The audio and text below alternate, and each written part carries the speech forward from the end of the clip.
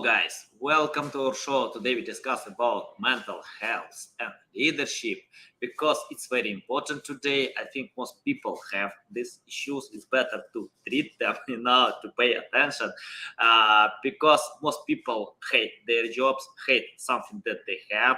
It's better to change environment and go ahead. I'm so excited to discuss this topic with Jeff Davis. How are you? Anatoly, it's a pleasure to be here. I'm doing well, and I'm looking forward to our chat today. Yeah, nice. I'm looking forward to because I know it's important and I pay attention to this topic as well. I usually work hard and have no time to have some mental issues, but anyway, it's important. I agree that it's not about money, it's not about something that you have, it's more about happiness. If you have happiness, then you can go ahead. And Jeff, I know you're from Netherlands. I love this country. I was in Aruba and I spoke with some people from your country. I had them on my podcast, and they thought people from Netherlands are very smart.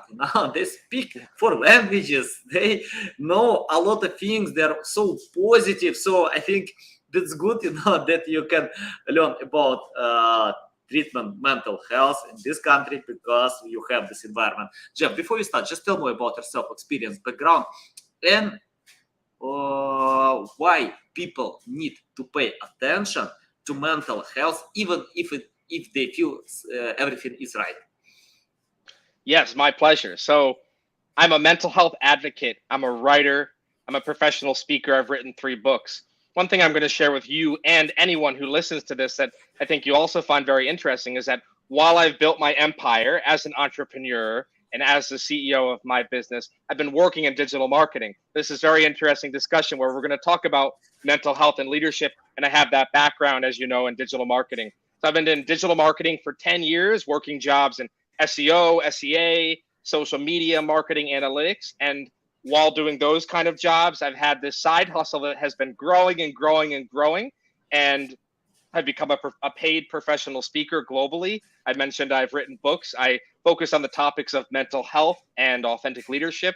And then the second part of your question, why is it so important? Well, I know this as a fact that mental health of your colleagues, of your business, of your employees, it will impact directly the bottom line. So this is not only a feel good conversation, it's also very practical because the leadership and the mental health will impact results, productivity, and ultimately how much your business is profiting. Nice, nice. Okay, Jeff, let's talk about practical. You mentioned about practical. I love this because, I think everyone knows you need to be happy.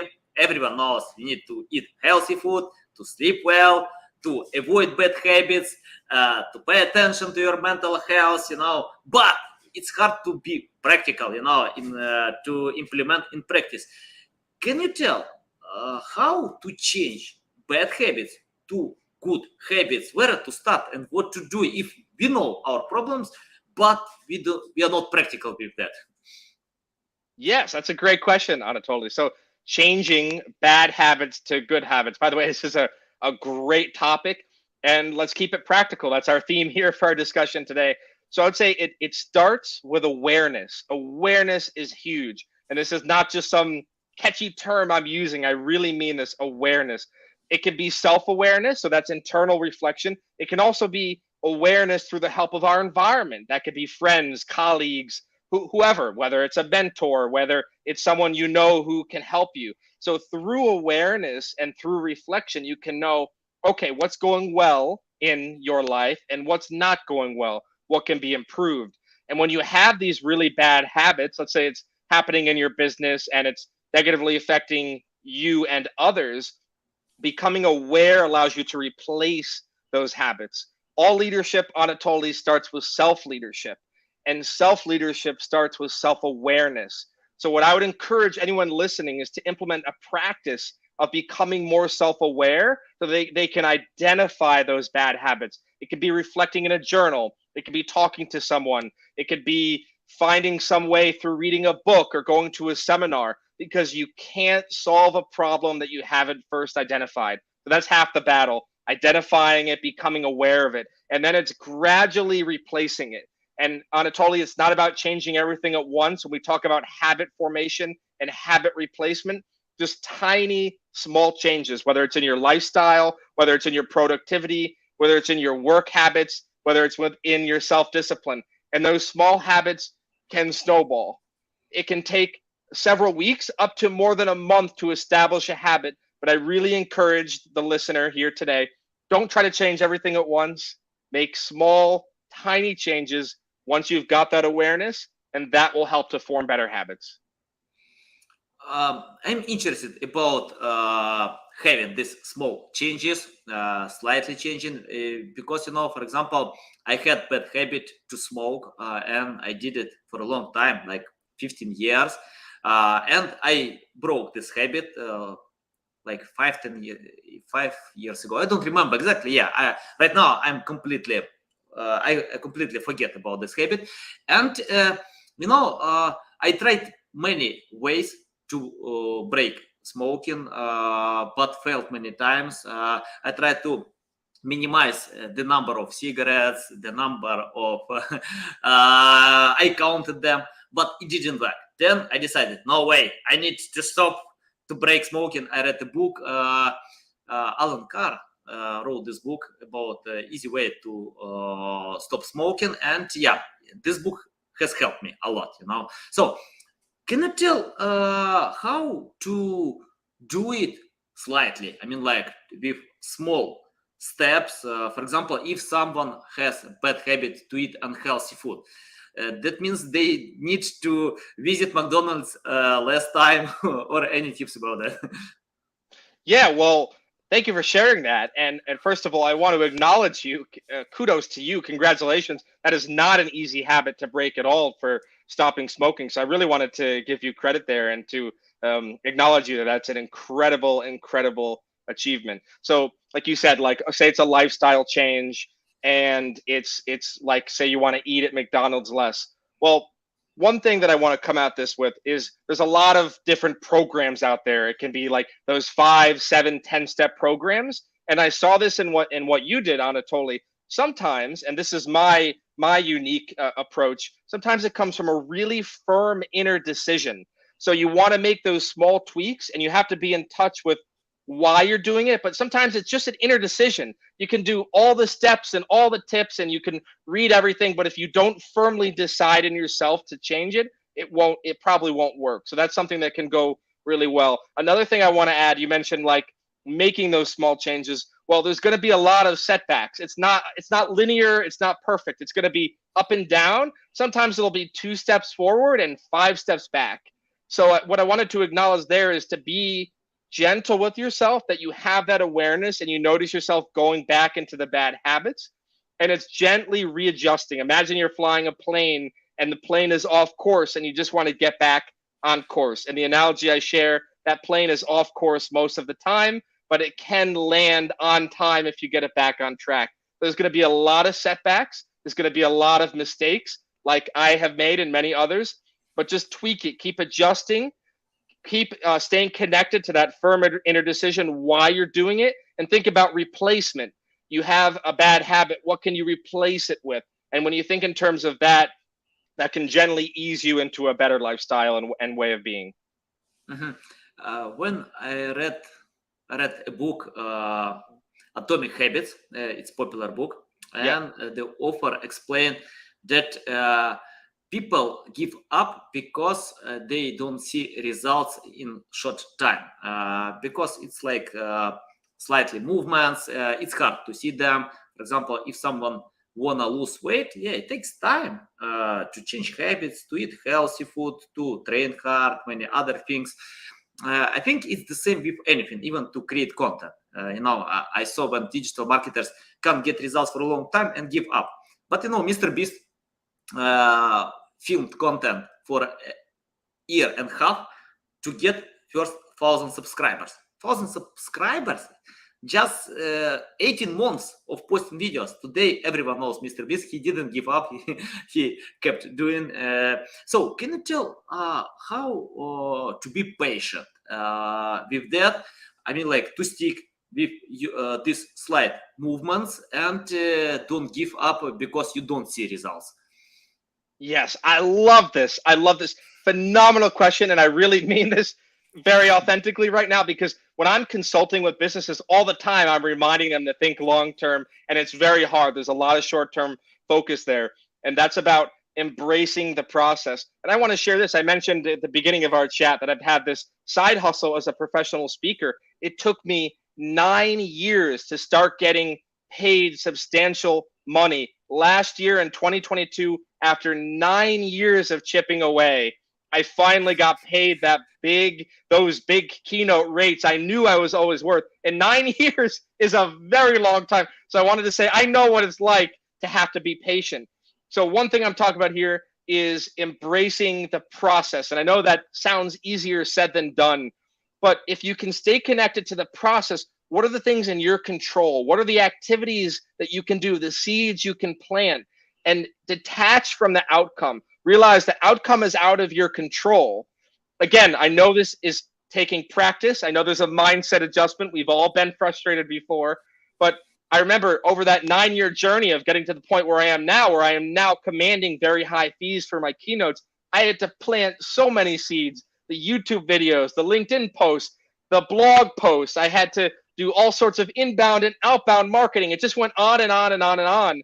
And I stayed connected to the process. So even if you're not seeing results, you think about what's in your control, what activities can you do, and how can you find rewards along the way. So you can kind of give yourself mini rewards. It doesn't mean you achieved your big goal, but you can say, okay, I didn't get my big goal yet, maybe, but you know what? I wrote a blog post today. I did a great video. I achieved this, or I did that, and you can reward yourself along the way. And then happiness, which is a bit of a catchy word, can actually become part of your journey. So instead of waiting to be happy at the end of your journey and when you get to the destination, instead you have mini rewards along the way. You embrace the process and you focus on those little activities, those little seeds that you can plant.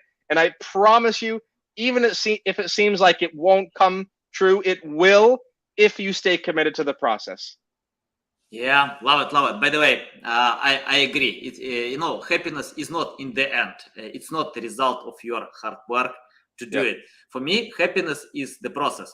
You need to enjoy the process. If you hate the process, it's better to leave it, and you will never regret. Because I remember I had a new business project, and I wasted resources for 3 years on this project. I had a lot of people, spent a lot of money on that, but I didn't get results for 3 years. I hated Monday, loved Friday. And the main reason why I had this project, for the sake of money.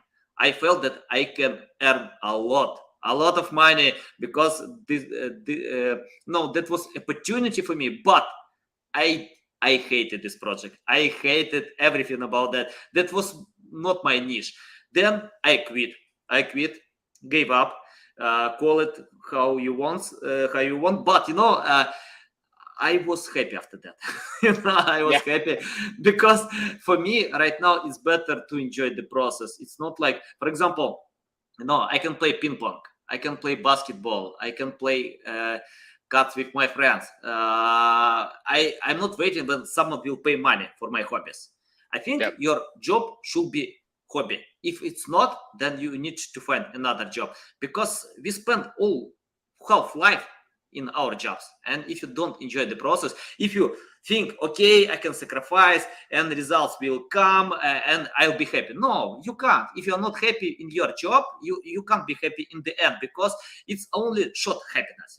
Even if you achieved, you can enjoy a few days, then it's the same regular one. So Jeff, can you tell why 70% of people are unhappy with their jobs, and your tips what to do? Yes, this is a huge topic, And like you just said, we spend so much of our time, so much of our lives in those jobs. So first off, I want to say this. Anyone who's listening, I want to acknowledge that if you're struggling, if you're suffering, if you dislike or even hate your job, I get it. I've been there. Many of us have been there. And I wanted to say you're not alone. So that's the first thing I just wanted to share. Don't feel like you're strange for feeling that way. It's a very common feeling, as Anatoly said, 70% of us or more. So what are some things you can do to transition to something better? And I've been there. I've been in those miserable jobs, and I had to use my lunch breaks and start applying for different jobs, thinking about those career transitions. And I get really excited about this because I know what it's like to be completely miserable and stuck. And I also know what it's like to flourish and to crush it and to move forward. So using lunch breaks, we talked about habits earlier in this discussion today, using little micro moments in your day. Maybe it's before you go to work in the morning, maybe it's after you eat dinner in the evening. Focus on those little segments of time you have, sending out a few job applications for your dream job. How do you build your CV? Well, joining civic organizations. You've got Rotary clubs and Toastmasters, Lions groups, Kiwanis. And there are all these things you can do that will make your profile more interesting, both professionally and also on an individual basis. So to find that better job, to transition into a better career, use those moments that you can during the day, look at the jobs that are out there, and also do that deep inner work. Where do you want to transition? What career do you see yourself doing well in? And how do you get the skills that you need to succeed in that career? Do you need to go back to school? Like I mentioned, you need to join a group and work on a skill like public speaking. Is there some other skill you need to join or figure out or build upon? Joining a meetup group and joining that group and joining people who have like-minded interests. So these are all things you can do, Anatoly, that help you to go from that miserable place to a better place. It's not always easy. It's a process. It takes time, but I've been there and I know it's possible to transition to something better. Mm-hmm. Nice, nice. Love it, love it. Let's talk about people who made the wrong choice. 70% of people made the wrong choice if they are unhappy with their jobs.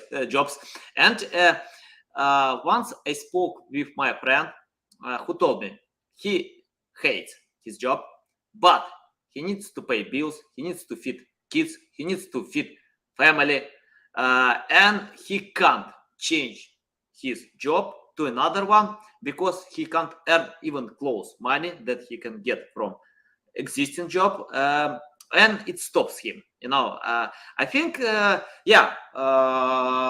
think many things you can do at this time. For example, many great I don't know showmen or actors in Hollywood, they started like waitress, to help, and they worked at night. So can you tell for people who made the wrong choice, how to prepare the plan and stick with that to change if they can't do it because of paying bills? Yes. Yeah, the great conversation here, flowing very well. Again, first off, I want to say this, and I mean this from the bottom of my heart. If that's your situation, I respect you. I acknowledge you because we all do need to pay the bills. I've had my fair share of crappy jobs, and all of us have had at one point or another. So I respect you for that, and you deserve credit for that. So there are a few things that come to mind. First off, let's say you're in a situation where you simply cannot transition right away. You need to pay the bills. You need to provide for your family. You're not going to make satisfactory money in a different job. One thing I would encourage you to explore is to find meaning, purpose, and interest in activities, not necessarily from your work, but in other areas of your life. So I mentioned I turned my side hustle into an actual professional business. You don't have to do that. You could have a hobby that you enjoy doing, whatever it is, arts and crafts or knitting or talking to someone or writing. I could name a many different things here. You can find meaning and purpose in just about anything. Maybe you're passionate about your relationship. Maybe you're passionate about your kids. I respect that. I love that. This is why it's really important to not get caught up in comparing ourselves to other people, because we have our own life situations, our own missions, our own purposes, our own hobbies. So find that meaning and purpose. It's not in your day job, but where is it? Is it your relationship, your family? Is it a group you're a part of? Is it volunteer work? One time I was in a rut and I went and started to volunteer helping the homeless people, and it kind of got me out of that rut. So I'm giving all these ideas here, and whoever is listening can pick what idea works for them. But I really, really encourage you to find that meaning and purpose outside of the job. And then I'll just say this quickly to wrap up the answer. to this particular question is yes, that can then turn into something bigger. Maybe it's like me, where I had a hobby of writing and speaking, which then turned into actively doing it. And now it's a literal business where I get paid. If it turns into that for you, great. Or it could mean you identify some other passion. Maybe you want to transition into a different career or industry. You don't have to have your own business. Maybe you don't want to be an entrepreneur like Anatoly and myself. That's okay. There's totally huge validity and awesomeness in being part of a corporation or a business. So really find what works for you, given your unique path. Yeah, by the way, if you enjoy to work to someone else, it's more important if you suffer to have your business, yeah. Think about happiness that you have. Jeff, you mentioned that you wrote 3 books. Can you tell about benefits that I can get and my audience can get by reading these books? Because books, my loving formats, I enjoy reading books, and I had a bad habit to overwatch TV for a long time. Then I changed this habit to read books. Today I enjoy, and I found that many books are great for sleeping. When you have problems with sleep, take a new boring book, read it, sleep well all night. You can save money by paying for medicine pills. Can you tell about benefits that you can provide in your book and your writer style that can retain and catch attention and to be practical? Because I found another thing, that when people read and do nothing, learn, do nothing. If you overlearn and do nothing, you get nothing. But if you provide, implement, you can get results. Tell about your book's benefits and how it can be practical. Yes. Yeah. So a lot to share here. So first off, I'll start general and then I'll get more specific with my own book. So generally speaking, and I want to piggyback off the great wisdom you just shared, Anatoly, reading books can help you go to sleep at night. That can be fiction books. Fiction books can be really helpful for that. I'm actually a nonfiction writer, but I'm a huge fan of fiction books. So here I'm just promoting the fiction world. I have fiction writer friends, by the way, so it can help with that. Also, nonfiction books can be really, really helpful when you have a specific problem. So you're having some challenge in your life. It could be your business, in your work. It could be your personal life. It could be any aspect of your life. Google it. Go on Amazon. Go to the Barnes & Noble site, whatever book site you love, and see if there's a book out there that can help solve your specific problem. So there are some really good benefits to reading to help solve problems, to help you sleep better. And also it helps you keep your mind fresh, and it helps you become smarter, more creative, thinking more clearly. The second half of my response, I'll go into like my specific books. I'm an authentic leadership author. I also put in mental health topics as well. So my books combine leadership and mental health. I've written a book called The Power of Authentic Leadership, which became a bestseller in a competitive category on Amazon. And that has really practical case studies in the book to help people become more transparent leaders, to increase employee engagement, to improve profits, and just have an overall more effective business. So my specific take as a nonfiction writer is, how do I help people become better leaders? How do I help them become more open and transparent, taking off that mask, increasing employee engagement, creating better cultures, and then showing them practical case studies, both in myself and the people I've interviewed, to help them go from point A to B. So as a leadership writer and a mental health writer, I'm really helping people connect within themselves, identify those root causes, and ultimately become more successful and prosperous human beings. Nice. Love it. Love it. Awesome. Guys, I'll add all books in the description below, so you can find these books. I'm going to read them because I need this support as well. Jeff, my next question about toxic environment. I want to share another story from my life. I made a lot of mistakes, but I can learn from them. And once my company worked in big project, and I didn't pay attention that toxic environment appeared in our company. because all my attention with this project. Then a few good players from my team left the company. I started to research what's going on and got it because of toxic environment. And then I asked my audience about toxic environment. It's a big issue, it's not only in my company, in many companies, because people have different cultures, mindset, and they need to work together. So can you tell how business leaders, CEOs can decide such problems, how to find before people will go away to competitors or any other sites? Just for example, if you business leaders don't see, but how they can figure out that it happened? Yes. Well, thank you for sharing that that vulnerable and excellent example. That's awesome. I awesome meaning not awesome that people left the team, but the awareness is what I'm referring to. Yeah. Here, that you're aware of it, because a lot of people are not. Like, you identified, oh, I wasn't aware of it, and then you thought, oh, why are people leaving? So that's what I wanted to give you credit for, that awareness there. One thing I'm going to share as well here before I go into how leaders can identify it is, I mentioned I worked in digital marketing. I love it. I love the topic and I love the skills.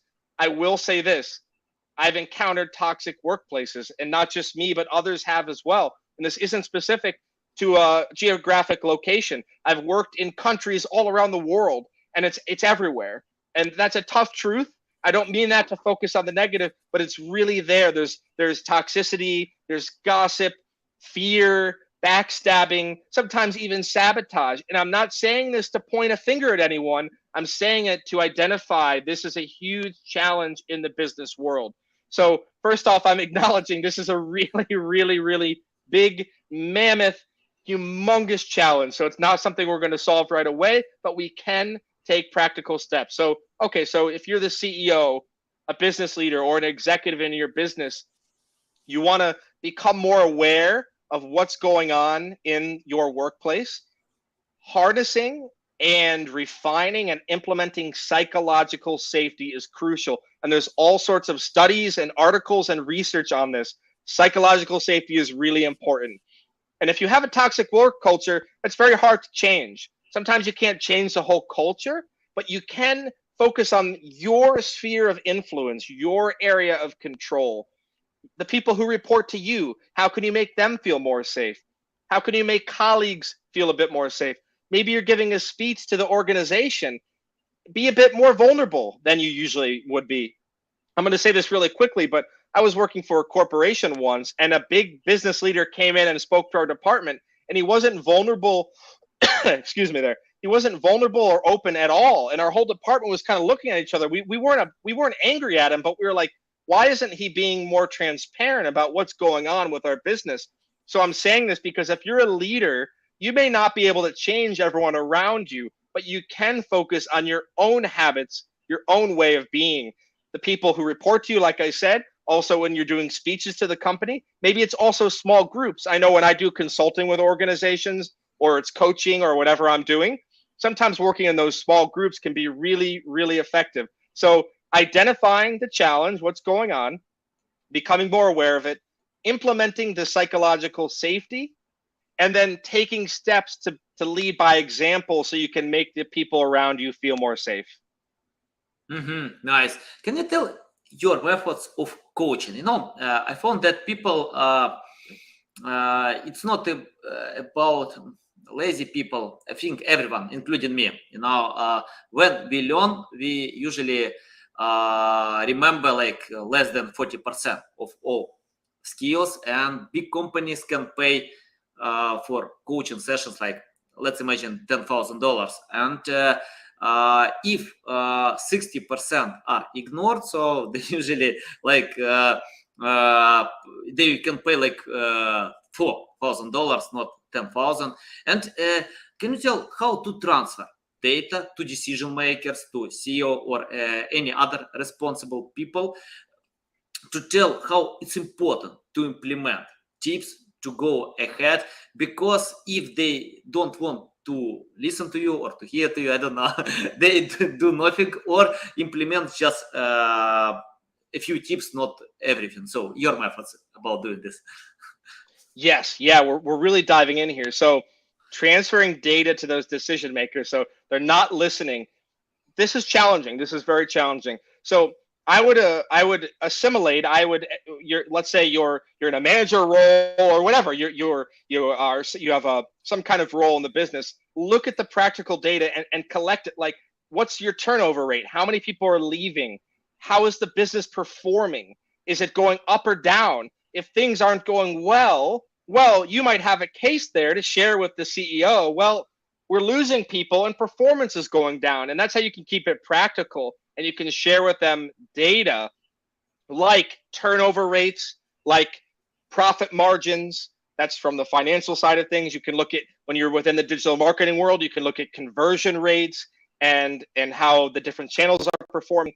And then you can take that to the CEO and say, well, here are the turnover rates around these metrics, and here's how our organization is perhaps going down. Well, our culture is suffering. Things aren't changing.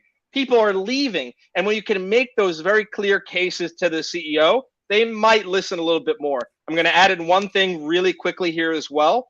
Sometimes you can't change people. That's just the way it is. And then sometimes it's a little bit unfortunate. I've had to do it. Then you have to find another job. You don't always have to do that. There are people that you can get through, but I've also encountered some really difficult people that they just, even with clear data, they still don't listen. Then you might have to find another job.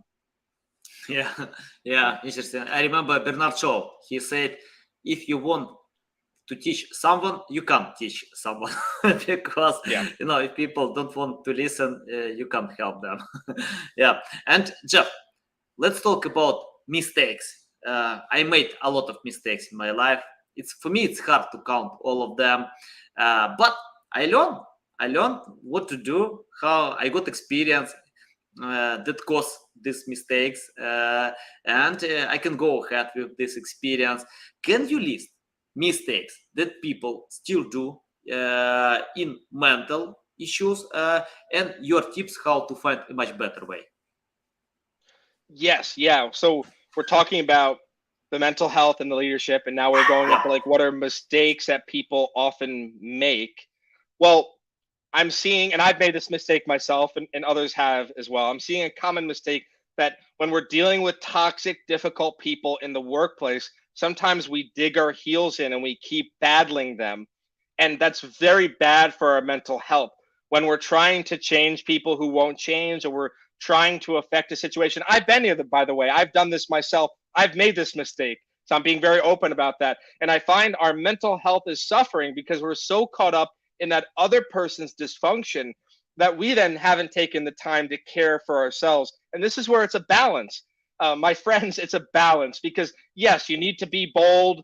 You need to put your opinions forth. You need to share what you think. Yes, that's great. That's incredibly courageous. You also need to take time for yourself. So what I'm seeing a big mistake happening is that people are struggling to find that balance. Sometimes they're either saying nothing and they're not speaking up enough, or like I had just said a few moments ago, they're actually fighting back too much. I've done this too. I thought, oh, I can change that toxic work culture. And I learned the hard way, Anatoly. I can't change them.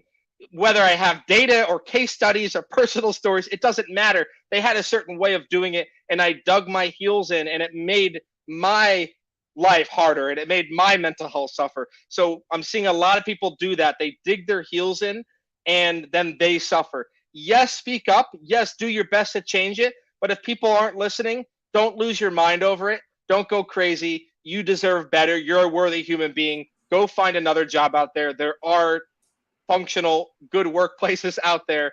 You deserve that. Go and find it. Nice, nice. Yeah, you remind me Gary Vee.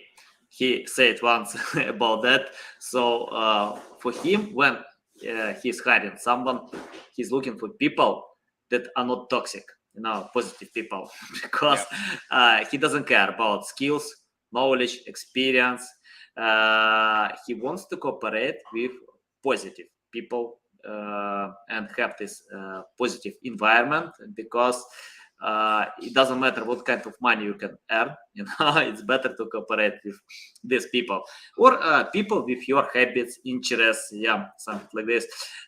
Jeff, I have the question about your experience. You started in digital marketing, then switch to this direction. Can you tell what will you do today if you started completely from scratch? What have you changed, and where you acquired new skills, knowledge in this topic? Wow. Excellent questions. Excellent questions. And I'm really enjoying this conversation as well, because I'm really being in the moment as well. So this is a lot of fun right now. So yeah. So starting over, what would I do differently? Okay. So first of all, I'm very happy to have worked in digital marketing, despite having encountered some toxic workplaces. Digital marketing has helped me succeed as a writer, as a speaker, as an entrepreneur. Mhm. So those skills have benefited me in many ways. Here's one thing I would do differently is when I was starting out with speaking, I actually, because right now I get paid to speak, I'm very honored to say that. When I started out, I actually went and paid my own way to speak at events for free. And the reason I did that was to just gain speaking experience. And that's okay. I had the right reasoning there. But I actually, in the beginning, I started to accrue a bit of debt because I was traveling the world speaking. And it's great. People like my content, but I actually wasn't looking at the bottom line of my business enough. So what I would advise my previous self is, yes, have that passion and that enthusiasm. But while you're doing these digital marketing jobs, be a little bit smarter about what events you choose to go to. Don't just be kind of gung-ho, be a little bit smarter. Now I've kind of learned my lesson. Now I get paid to speak. Now I pick and choose a bit better. So we have to be wise. We have to be a bit picky. You know, you don't want to be desperate. And I'm not saying I was desperate, but I think I was really eager to get my message out there to the world. I was this digital marketing guy, and then I also have this powerful message about authentic leadership and mental health. And I was really excited to get that out to the world. So that was my why. And then I noticed I was just taking every opportunity, and then it kind of got me tired, and I was kind of spending my money all over the place. I've learned since then, and what I would do differently is just be a little bit smarter, be a little bit more picky, let people come to you as much as you go to them, and also focus on the inbound marketing.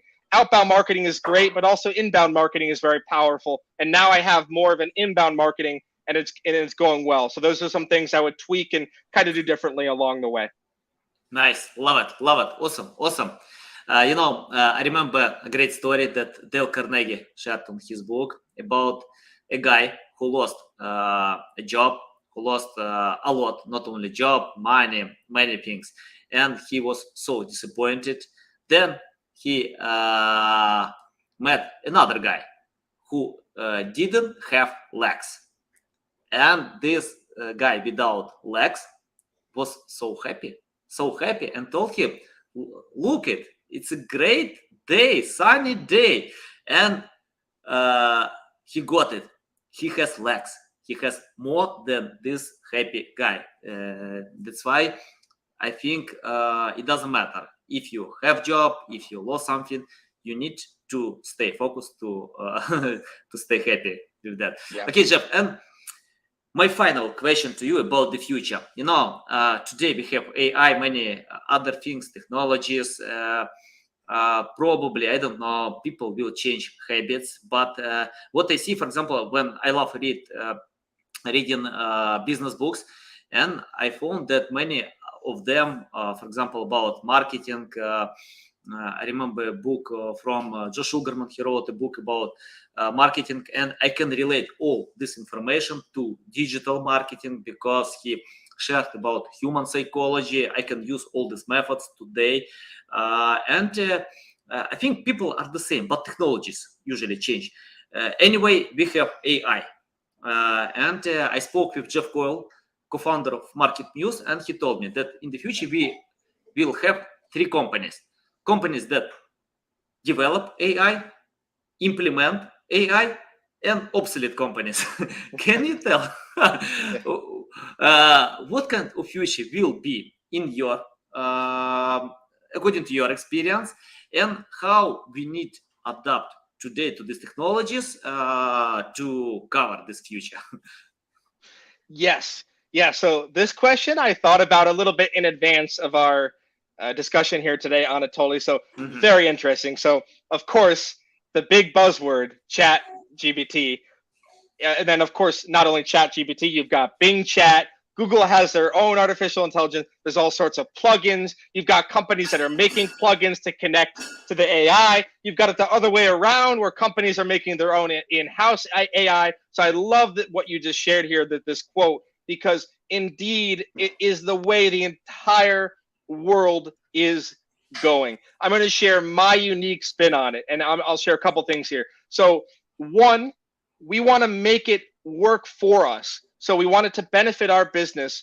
I would say you don't want to become so completely reliant on it that it takes over everything, but you want to utilize it as much as possible. So you've got your colleagues, you've got your employees, you've got yourself. Leave room for that creativity, but utilize the AI, the ChatGPT, the Bing chat. Let it do a lot of the good research for you. Let it save you time, and then complement the AI with your own creativity, with your own insights. Another thing I'm seeing in the tech world is that companies are not only making plugins to link into all of these AI platforms, but they're creating their own AI, their own in-house AI. And that's why I love this quote, because with the plugins, they're working well.